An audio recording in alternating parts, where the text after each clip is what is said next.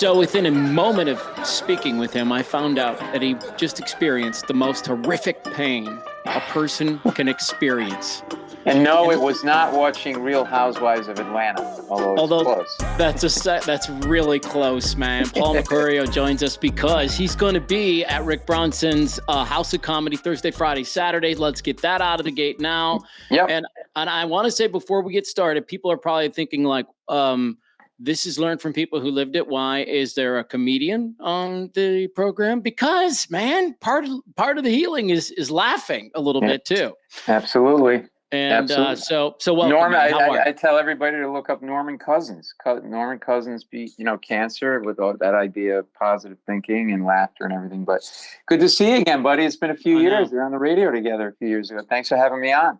Yeah, well, listen, like you, I saw you do it, so I thought I should do it. You made this transition from lawyer to comedian, and I was like, well, let me give that a shot. I'm going to make the transition from radio guy to a podcast host. So it's not a very big leap, but I did make the leap. But that's the thing. It's a really cool premise, too. And at any moment, I could collapse with another kidney stone, so be ready, because I had a kidney stone attack recently, and I actually have the kidney stone. I passed it in a Ziploc bag if you want to see it. It looks like a grain. It looks like a grain of sand. I've actually never seen one before, and I love that you have this close by. This is really my favorite part of the first 5 minutes of this thing is that it's that close. But here's the crazy thing about you, dude, is like it didn't happen in the privacy of your own home. Like you're doubled over at the train station, and they call 911. Yeah, I'm in the train station in DC, and it started on the train, and it felt like someone hit me in the groin, and I'm like, okay, that's weird. And then it got worse and worse. And then I'm like walking and pacing on the train. I get into the train station. I throw my bags on. I run over a chair. I'm like, I'm making all these noises and I'm sweating. And by the way, like big cities, like I live in New York. I think Phoenix kind of, I put that in a category of big city. Yeah, DC. People are so jaded. Like, so I'm like literally people are just walking by. There's some guy collapsing, whatever, and they're just like going up the bit. You know what I mean? Yes, like, of course I know. Blood could have been squirting from my eyes, and they'd be like, listen, dude, you got blood on my shoes. I got a meeting, bro. I gotta get this on the camera. Exactly. Look at this guy. It's totally what they do. So I was like sweating, and I thought it was an appendix bursting or a testicle. So I call my wife, and I go, can you look up what this is? So now I'm in the train station. I'm trying to decide, should I call an ambulance, whatever? And she calls back. She goes, you could have contorted one of your testicles. I go, well, don't tell me that, because I don't think it's that. That made me feel even more pain, right? So whatever she Googled led her to contorted testicle. Yeah, and that made me feel even like just saying it now. Doesn't it hurt? Just saying it now? Like it's somehow they twist around each other. It's like, I don't know. I don't know either. So I end up in the emergency room in Washington, D.C., and it couldn't have been it was a horrible experience. They couldn't have been bigger a-holes they wouldn't let me in the back. I'm screaming. Most of the people in the place are using the emergency room like an urgent care facility to get like a hangnail checked, right? And I'm like, and I'm like leaning against the counter, and I'm like, man, you got to understand. I'm not trying to jump the line. She goes, you got to wait. She wouldn't even look up from the computer. Got to wait. I mean, what is that? The nurses are coming in and out of the back. So anytime they come out, I'd be like, can you help me? She goes, you got to wait. You got to wait. And then at one point I go, this woman, I go, ma'am, you don't understand. I was literally on the floor in the emergency room. No one came to help me. And I said to this one woman, I go, you got to understand. I'm like, I'm dying. I said, no, I didn't say I'm dying. I go, I'm not trying to jump the line. I got to get, she goes to me, she looked me square in the eye and she went, well, you're not dying. You're not dying. I go, that's the standard of medical care now? Paul, that's where we are. Wow, man. And this is how bad the pain was. They put me on morphine and it didn't help. That's how bad it was. Me? No. I have to see this thing. Take a baseball, wrap it in spikes, and imagine that going through you. That's what it felt like. Dude. Only worse. It's the coarseness of it, I think, that makes this experience. That's exactly right. And it's almost like okay, can you see this little dot on there? Yeah. That's it. Oh my heavens. That's how small. It's like this grain of sand. My doctor kept saying, it's like a grain of sand. I go, it feels like 8 bowling balls. It's not a grain of sand. And that's it right there. That's insane, man. I remember back in the day, like when you would be in my single days, like going to get tested for STDs. You date some girl and she'd be like, "Well, you got to get tested before we have sex." Like, all right. And so you go in and they put the Q-tip thing in the dip, and you'd be like, "That's the worst pain ever." I just Right. can't even imagine that Brutal. experience lasting for a while. I started crying in the when they finally got me into the triage room and the doctor came in. I was literally crying. I was like, and they're all just like, okay, you just got to calm down. Just calm down. Like they've seen it a million. Calm down. You got to take your blood pressure, but you got to calm down. I'm like, oh, Jesus God. So anyway, I'm here. I'm glad you're all right. So far pain-free. But if I start grimacing, we'll know why. You know why. So how was your, I've only had to take an ambulance one time. How was your ambulance ride? Well, I got to tell you, I like not waiting at red lights. It's pretty cool. I'm thinking about getting sick more often. Putting that in air quotes, sick in air quotes. Cause, man, you get to where you want to get real fast, especially in a busy city like DC. It's amazing. You pull right up to the emergency room. You're the first one in. You don't have to fill out any paperwork. It was like, come on in. Yeah, but it didn't matter because once I got in, I was like a piece of meat, and they couldn't have been bigger jerks. Like they just didn't care. And I literally threw myself on the floor like a 3-year-old, going, "Well, if I flail around on this road, they'll pay attention." And then the other people in the emergency room who were waiting, nobody came over to say, "Do you need any help?" Nobody. Like there were like 30 people in the room. Dude. There was like a man's inhumanity to man. That's what it was. So how do we work this into the routine for Thursday, Friday, and Saturday night? I mean, so I got it. Where I'm talking about it all. Are you good? Good. Because everybody, there's this platitude that people put out there, like, how about a hand for emergency workers? No, you know what? Some emergency workers are just a-holes. Like, they just are. There's a-holes in every walk of life. Okay, totally is, man. Comedians, doctor, podcasters, radio hosts, everybody, and they could not have been less sympathetic, less accommodating. It was hard. It was terrible. It was terrible. Yeah, that's the worst, I almost want to go back and give them all get a communicable disease and give it to them. I almost want to go back, get monkeypox, go back and give it to all the workers, just as a FU. Almost. Almost. I'm still dealing with the kidney stone.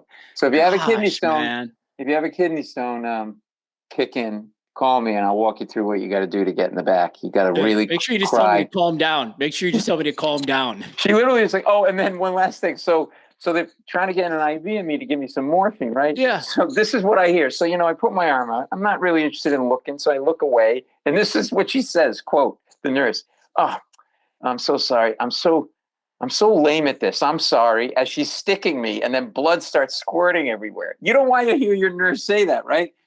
No. Like, I'm so lame at this. I need to be better at this. And then there's blood everywhere. I'm like, this can't get any worse. I felt like I was in a third world country. God, man. That was not my 911 experience. However, I opened up my leg with a chainsaw, and it required a little bit more urgent. Oh my God. Attention, potentially. Because I had a look, mine looked worse. That's the problem. Nobody could see yours. That's a good point. I should have cut my arm or slashed your arm open, and then they would have gotten you right in to fix the bleeding. And you'd be like, "Oh, by the way, I'm passing a kidney stone." Oh my God, dude. So tell me about this, man. You walking away from being a lawyer to fulfill your dream, man. And that's just such a neat thing. I mean, listen, I was lucky enough to do my dream for 27 years. And then I felt like it just kind of dried up for me. And it was time for different words and different situations. But how was that for you? I mean, legitimately, let's get real for a minute, to walk away from everything you know. Yeah, I really feel terrible about my decision, the way you put it that way. I think it was a huge mistake. No, I'm just kidding. No, I'm kidding. So what happened was, it was never the plan. So for backstory, I went to law school, grew up in Providence, Rhode Island, New England, middle class, blue collar family. Ended up on Wall Street practicing corporate law, M&A deals at a big corporate law firm. And that was it. I kind of, you're brought up in society like, okay, I'm going to go to school, maybe go to graduate school, I'm going to get a nice desk job, I'm going to work 30 years, I'm going to retire to Florida and die. Like, that's kind of seems good to me. Right. Maybe have a kidney stone pass somewhere in that. If you're lucky. Fine. If you're lucky, play your cards right. So, I started writing short film ideas in law school. And I don't know why. Comedy. I always loved comedy as a kid. And when I got out of law school and I got my first job and had a little bit of money, I bought a camera and then I hired a film crew and I started making short films. And one of them got into the Aspen Comedy Festival, HBO's Comedy Festival. What year? This was, I don't know, probably 12 years ago, 15 years ago. It was, and I'm still, this is like a weird, I don't know, hobby of mine. I don't know what you call it. So I lied and said my mom was sick that weekend because I was working all night. As I told the firm my mom was sick. I had to go home to Rhode Island. I flew to Aspen. Going to my movies on a big movie screen, the way I see other people's movies. And then I got invited to a luncheon. I got invited to a luncheon for the new upcoming short filmmakers like myself and the other people in the festival. And they had us meet full-fledged directors, and at the luncheon was this big mansion in the middle of Aspen Hills. Spike Lee, the Hudlin brothers, Albert Brooks, and Woody Allen were sitting at the table. What? I know, right? And I'm supposed to be working, but really I'm lying and telling them I'm in Rhode Island helping my sick mother. It was crazy, right? So I fly back. I'm doing my thing. I'm working 100-hour a week, and I start writing jokes as a hobby. And one thing leads to another.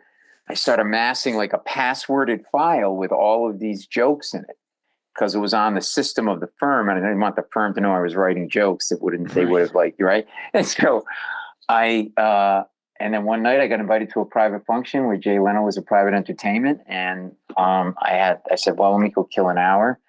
So another one of those late nights where I was going to work all night, and I went up to him after the performance, and I had printed out the jokes. And I said, I don't know if you need jokes, but I have jokes. And I handed him the jokes, and he was like, okay. Like, and I just started laughing. I just started laughing in his face because it was like, you really talk like that. He really sounds like that. He talks like a helium getting let out of a balloon. Like I just wanted to grab his neck like you grab the neck of a balloon and go, and then 2 days later, he calls me. The phone rings. Yeah. Hello, it's Jay Leno. Is Paul there? Now, I thought there's no way this guy's calling me, right? He's throwing this stuff out.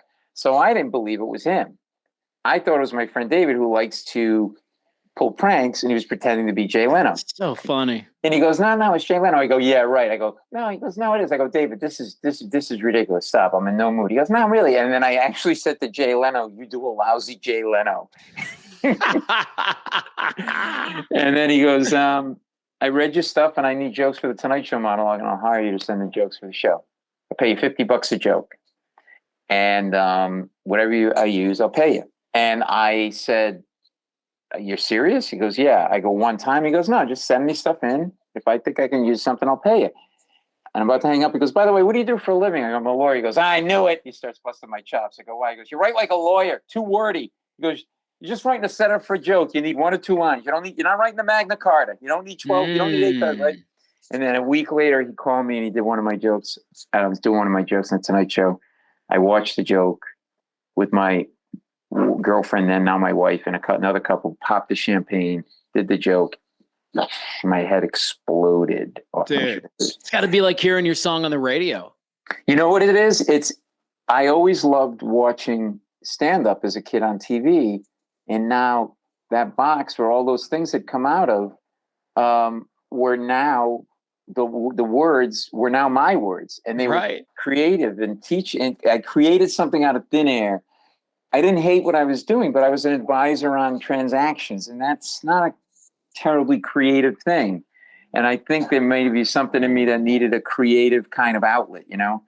Was that true for you as a kid? Were you funny as a kid? I was funny as a kid, but just like a jokester in class, you know, I would like watch like stand up and then go in and do like, and people would know it was like, I do Rodney Dangerfield jokes and, you know, stuff. And I always I was a cut up, but never in a million years that this was going to be something. And so then I became obsessed with writing jokes, and I'm sending them jokes, and I'm taking I'm in a meeting, supposed to be taking notes for the deal, and I'm just writing joke ideas. And then and then I go back to my office and have to recreate the minutes of the meeting. And then Jay Leno says to me, you know, you could try the jokes out before you send them to me. And I'm like, how? He goes, you know, go to open mic nights and I go and I start to live a secret double life where I'm a lawyer by day and a comic by night. And when I had a dinner break, all of us associates had a dinner break for like an hour. They would go to dinner, and I would get in a car, and I'd go to the worst bars in New York City with my little Brooks Brothers suit on, try to look downtown, like I'd take my tie and my jacket off and pull my shirt tails out and wait to go on stage. And one of the places I worked was called Downtown Beirut 2. Okay. All right. Yeah. So they were franchised. Yeah. Well, that's right. They were franchising these hellholes. It's like this. If you ever wondered, anybody watching or listening, if you ever wondered, if you give a poor, unfortunate person who's on the streets money to drink and you wonder where they go to drink, this is where they would go to drink with the money. A hooker worked out of there. A pimp worked out of there. They dealt drugs out of there. So just to give you an idea, flavor of the place. Man, that's a full buffet. Exactly. Yeah. And the hooker would give you notes on your joke. She would say, I don't think that joke's going to work. Like she'd take a moment, get off her knees. Incredible. Right. So I'm waiting to go on stage one night, and there's a folk singer on stage. This is all true, playing Blowing in the Wind badly. Like, yeah, it's like bad, terrible. Yeah. All of a sudden, a fight at the pool table. Guy grabs the side of his neck. Another guy runs out of the bar, and he starts screaming. This guy's really drunk. He goes, he cut me, man. He cut me. And it was a drug deal gone bad, and he cut him on the side of the neck with a box cutter. So now he's bleeding. The girlfriend of the guy's crying out, oh, my God, look at my boyfriend. He cut me, man. Oh, my God, look at my I'm going to kill him. I know it. The answer, my friend, the guy just keeps playing. Like he's not getting off no matter what, right? So I think the show's over. I get up. I start to walk to the door. My back is to the stage. And all of a sudden I hear this. The MC. All right. You guys ready for some comedy? So I go on stage and I say, nice to be here at Downtown Beirut 2. I always wanted to follow a slashing. There it is. Thank you. Pretty good line for a newbie comic. Mm-hmm. Well, the guy who heard me say slashing didn't think so, because all he heard was me say slashing and he thought I was making fun of him. So he had all these like bloody napkins and wadded up like this. And he turns to me, he goes, hey, you're making fun of me? I don't need to take any crap from you. He goes, and he takes all these bloody napkins and he throws them at me. And they stick to my white Brooks Brothers shirt. Yes. I get off stage. I'm late to get back to work. I was supposed to be gone an hour. I was gone 3 hours. The senior partner was like screaming, like losing his mind. I'm in a conference room with like 5 other lawyers, bankers, and the senior partner. And he's, when your dad's so mad, he can't see straight when he's yelling at you. And it was like that. He was like, where have you been? What have you been doing? Why do you have a blood stain on your shirt? And I didn't know what to say. And so all I could say, I was about to like confess what I was doing because I was hiding this. And one of the other lawyers goes, what kind of shirt is that? I go, it's a Brooks Brothers shirt. Why? He goes, I know how to get blood out of a Brooks Brothers shirt. He goes, club soda and lemon juice. And another lawyer goes, no, Armani, that's the shirt you want when you get blood. I'm like, are you guys like remaking American Psycho in your spare time? Yeah, what are you doing? What are you doing? And that became my life. And then I was trying to hide it from everybody, hide it from my girlfriend that I was doing stand-up. And I did that for a while. And then I just was having a nervous breakdown. I'm like, I either got to do this full time because something bit me. There was something in me that was coming out. But it was a really scary decision because am I going to walk away from this security? I own an apartment now in New York City and start all over again. And it was a really hard decision. But I decided that I didn't want to look back and have regrets and say I should have. And that I had to listen to what was going on inside of me. So I sold my apartment. Then my girlfriend, we were living together. She moved to Boston to take a job up there. I stayed in the New York area, and I moved to save as much money as possible. I moved to a rooming house in New Rochelle, New York, right just outside the city. $327 a month. And it was a little 10 by 12 room in this old house. I had a hot pot on the floor, and I shared a kitchen and a bathroom with other people. It was like it was like the rooming house the bad guy lives in those film noir movies, right? Like really gross. Yeah. And it was the other neighbors in the house were 2 ex-cons, 2 recovering addicts, and a 300-pound phone sex operator who sold Herbalife diet products door to door. But it was only $325. 27, right. Okay. Right. And then I start living the life of a comic, and I'm running around 25 years, and I'm miserable fast because The crowds are terrible. People aren't listening. I'm playing bars. People are throwing stuff at you on stage. I'm getting stiffed on money by people who wouldn't have been allowed to Xerox documents in my law firm. And now they had control over me. It was horrible. And I was getting more and more depressed. And how long of a time span are we talking about here? That was like within 6 or 8 months. I was like, Jesus, what have I done? And and then I had this moment where my buddy, one of my buddies from the Wall Street side of things, bought another big new house, and I went to his house for like a cookout, and I walked in and I just couldn't deal with it. I was just like, I could have had this. What am I doing? I'm living in this room with these freaks, and and I sat in the bathroom in his house with my head in my hands going, what have I done? What have I done? I can go back 25 minutes. I couldn't leave the bathroom. I ended up leaving the house. I couldn't stay at the party. I was so emotionally distraught. And it got worse and worse. Then I got audited by the IRS. And because I had a lot of income and then no income the next year when I filed. And the auditor goes, looking through, he goes, hey, I noticed you had a lot of income, then you had no income. What happened? I go, well, I was a lawyer and an investment banker. I moved over to the investment banking side, but still M&A deals. I was on Wall Street and I left to be a comedian. And he took a long pause and he looked at me and he went, yeah, right. What'd you do with the money? Because because he said to me, nobody in their right mind would do that. So you're just making this story up. I go, no, I had to bring my lawyer in to swear on my behalf that I was telling the truth. Because it was so unfathomable to him that somebody would do this. And he became the personification of all my doubts. Mm-hmm. And so the reason I'm interested in this story is because I do think sometimes you hear stories like so-and-so had a dream and he pursued it and it all worked out. And it's like people don't talk about the sleepless nights and being scared and lying in your bed crying and wondering what happened. Because I was always very focused and knew what I wanted to do. And then all of a sudden there's this comedy thing. And how do I not have a clear path? Like I wasn't 100% loving comedy. I wasn't 100% loving Wall Street. And then the straw that broke the camel's back was my Saab got flooded in a rainstorm, which is like the only nice thing. I sold everything. Like I sold my TV, my stereo, my suits. Like I said, but I kept my car because I needed my car and I loved my car.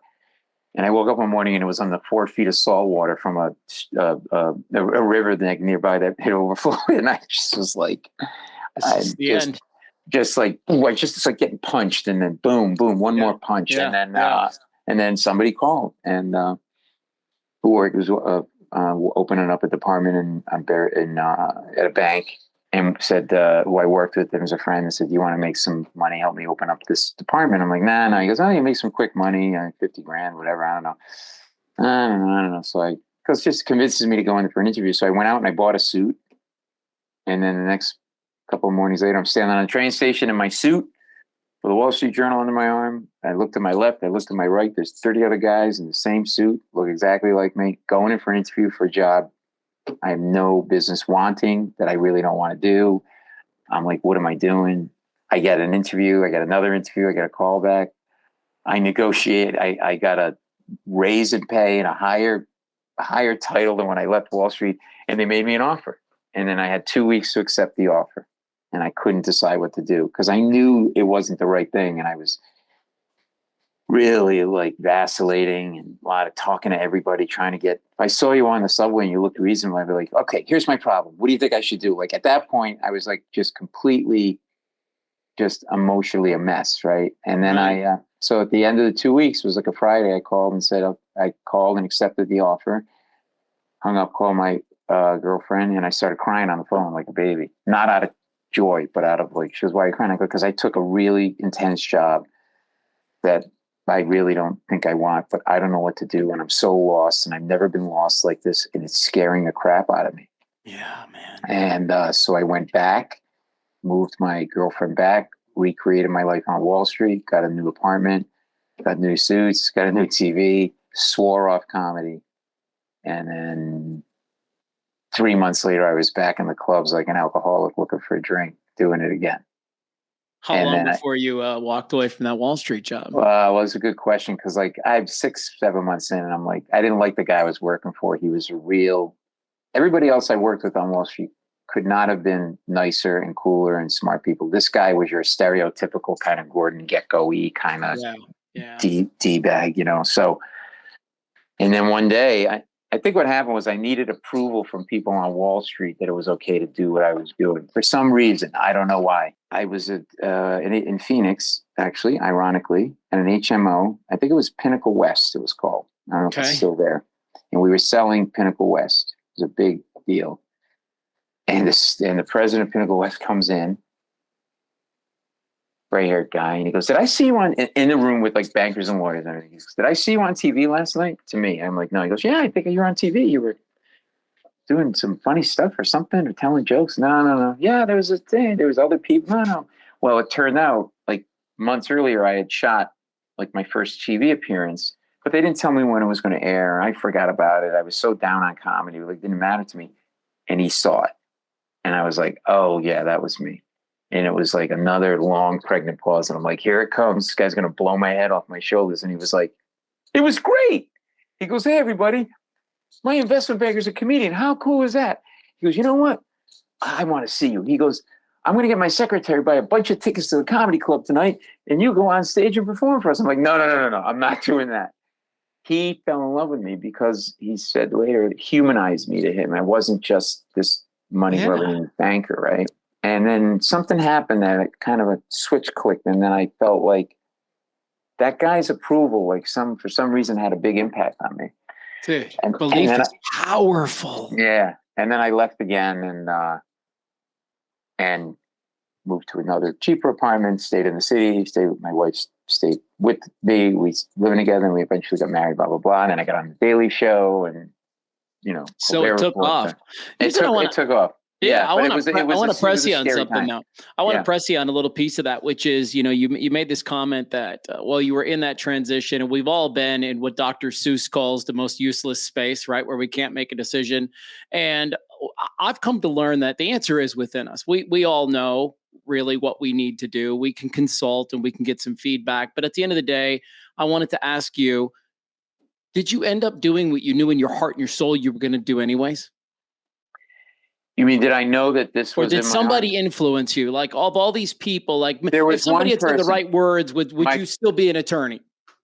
No, the person that kept me moving toward the comedy, and it did it in a very subtle, sophisticated way, was my college advisor, who I really respected. A real Renaissance guy. Like, you don't meet a lot of those people in your life. Like Greek mythology, like just a real special guy. And he said to me when I was like really freaking out, he goes, "Look," he never said to me, "You should stay in comedy, being on Wall Street's useless," whatever. He didn't say that. And he said to me, "You got to just calm down and look at it like this way. You jumped in the ocean, went for a swim, and you left the shore that you knew and that you thought you belonged, and you're swimming toward a shore that is there, but you're at the point in the horizon where you can't see the shore you left and you can't see the shore you're going to. But know if you keep swimming that way, you'll get to that shore. And listen to what's going on inside of you." And that kept me going. That was a very critical thing that somebody said. Critical not in a bad way, but important. And look, I think I'm a product of being a lawyer. Wasn't, at least at the time, great with being in touch with my gut. Going with my gut. It was always like, break it down. If I do that, lawyers, the best lawyers think 5-6 steps ahead. If this happens, if this, then that. If this, then that. And that's the worst thing you can do when you're trying to make a life decision about what you're going to do for a living. Yeah. And I think the other moment was when I went back a second time to Wall Street and swore it off, and then ended up back in comedy. Then I was like, uh-oh, you're going to need a bigger boat. It was that realization that this thing had picked me, and I kind of needed to listen to that, But the thing that I had to fight, and it took me a long time, was running a race with myself with where I would have been financially if I stayed on Wall Street versus being a comedian. And that's a silly thing to think about and worry about. Yeah, here's maybe an interesting question is like when you're in Wall Street or you're in like corporate America and you're running the rat race with a bunch of other people around you. And so it's really easy to look to the left or the right and kind of see your progress. When you're a comedian, It's not that way. It's definitely, you know, a little bit more objective, and you know, it's up to interpretation on how people are going to receive Yeah, things. it's a really good point. That You was the know, thing that was a big adjustment how for do me, you see 'cause your progress? Yeah. I had always grown up with objective benchmarks to gauge myself, right? Think about Okay. just being a kid, right? Grades, first place, second place in the swim meet, whatever it might be, right? And then you get into the world, and the world becomes more subjective to a certain extent. The business world, not so much. You close the deal, you do a good job, you get a big bonus, you kind of know you're hitting it, right? You're hitting it. This is so subjective in this business. And that was the thing that would drive me crazy, because I would do everything right, you know, as a comedian. Sure. And then it wouldn't happen. Something would, I don't know, I wouldn't get a thing that I wanted to get or whatever, you know, and you don't know why. Sometimes it's because you're too tall, not tall enough. Your lips are too big. You're too white. You're not white enough, right? You're too ethnic looking. And I mean, with me, it was never my body, because I'm super hot. I'm a super Super hot guy. hot, dude. Yeah. I was just Yeah. gonna say. Thank you. Thank you. No. And so like, I just got like, I had to come to terms with the lack of objectivity that the business had, and the weird subjective nature of it. You know, I mean, look, there's some of that in real life, right? I'm an associate, you're an associate at the firm, and for whatever reason, the senior partner takes a liking to you more than me for whatever reason. You connect more, then you start getting better work. I mean, that can happen, but generally, you know how you to measure yourself against others and the progress you're making, and see where you do I make partner in 7 or 8 years. This thing, it's like going sideways, down, up, backwards. Let me look at John Travolta, top of the world. He slides It's a back. total ride, man. Quentin Tarantino puts him in a film. He's back up again. He's up and down. Like, it's insanity. So I had to. There were some nights when my wife had to peel me off the ceiling. Like, I don't understand. What do they want from me? You know. And so there was that kind of, you know, learning how to live in this world without it like eating me up. Well, and here's the other thing, right? You jumped into the entertainment industry, which I lived in for 27 years. It's really easy for people to see you on TV a couple of times, think you're a millionaire, and think your life is like all figured out. Right. When most of the time it's like the polar opposite of that. You're lucky if you're making, you know, 10 grand a month getting by. Right. This is what we're having for dinner. Things right aren't there. Good. That's our dinner for 3 weeks. My wife and I have to ration it. It's not good. Oh man, I'm Don't sorry. Get me going. Yeah, I'll send you some water. And I actually stole this from CVS. I just did. I just put it in my pants and walked out because you know, I needed toothpaste, so why not? Listen. Times are tough, man. Times are tough. Yeah, no, you're exactly right about that. But you know, I do get to talk and sort of do my shows, and you know, I had somebody come up to me. I was just in Dallas. A couple of people come up to me and said, "We're so happy that you didn't stay a lawyer. What you're doing is really important. Right on. You're bringing good stuff to people, and we need that. We need laughter." So, you know, and I have friends that say, "Man, we're on Wall Street. Like, you have such a cool life. You get to, you know, create your own stuff and create your own brand and put this stuff out there." So, I think everybody does the grass is always greener routine a little bit, you know, and I'm much better at not doing that so much, but you know, yeah. Do you have a place that you're trying to get to, or have you become aware enough where you understand that at this point it's just about staying in the flow of where you are and not really trying to manufacture the future too much? No, yes and no. Yes, I have other place I want to go, which is, you know, my own regular TV show. I do a lot of TV and whatever, but to have my own vehicle is sort of the next thing, and frankly, probably the last thing. I mean, I've got, you know, nice awards and all that, and a lot of TV appearances, and on everything from, you know, Comedy Central to HBO to CNN and MSNBC. I've had a really cool, and so I'm not complacent in the sense of like, okay, this is good. I'll just ride this out and whatever. So, so yeah, we're working toward. We actually have put 2 shows in development for me that we're pitching right now with really great people attached. One of them based on an off-Broadway show that I did called Permission to Speak, where I bring people on stage and they tell stories from their lives. And the premise of the show is a theater show is if we talk, we connect. And if we connect, we realize we have more in common than we think. And then maybe we're not as divided. It's not a political show. It's just about because I don't think you convince somebody, especially now, about, well, come on my side of the fence politically. But I think you can get someone to listen to your opposing political view if you first establish that I'm not the demon you think I am, and I got the same problems you do. I hate my boss.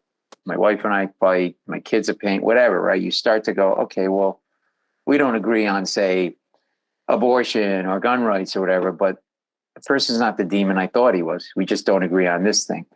So the show was really special. I had to close it because of COVID. Well, we're going to bring it back. And people were going up to each other after the show, like hugging each other, saying, this is not super schmaltzy, but like just, hey, that was a really cool story, and connecting and talking to each other, strangers. And we did it in Broadway. So we had people from all over the world because, that's the crossroads of the world. So we had, tourists from all over, literally the world, talking about marriage from their perspectives, different perspectives. So we had a transgender person on stage, and was like the hit of the night. And what happened was I really wanted to talk to that person because it was funny. I said, do you remember telling, and you can get comedy out of anything. You don't make fun of people, but like I said, do you remember telling your dad that you wanted to transition? He goes, no. And he started laughing. He goes, I have a bipolar disorder, and I had 3 electric shock treatments, so I don't remember a lot of things. And then I said, wow, there's some things in my life I don't want to remember. Maybe I should get electric shock treatment. And everybody laughed. And then she goes, oh, I can give you the name of my doctor. Yeah. It's really funny. And the end of the story was she graduated San Diego State, had just graduated, and was a really sweet kid. And it was an important conversation because I think people saw that and went, okay, well, these people think about transgender people as like freaks and weirdos or whatever. And it's just people trying to figure out their life, And I think they realized it's just a sweet kid figuring it out with a supportive dad, and people went up and hugging him and everything. It was cool. So that I'm really excited about, and we have other plans for that. So yeah. Good for you, man. I hope you achieve every ounce of them. I'm a fan from afar, dude. I like to watch and see what you're doing. It's fun for me. Yeah. Rick Bronson's House of Comedy, Thursday, Friday, Saturday, a couple of shows.